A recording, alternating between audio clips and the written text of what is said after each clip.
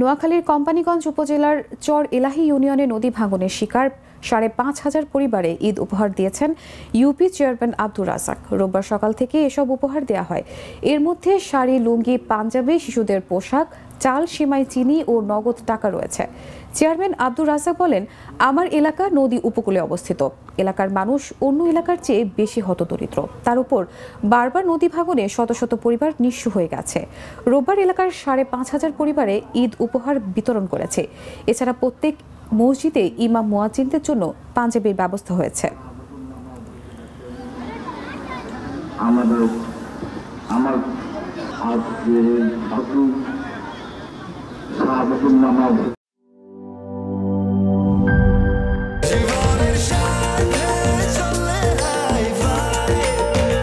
স্বাস্থ্যকর all time family cake, সব সময় অল টাইম হেলদি লাইফ।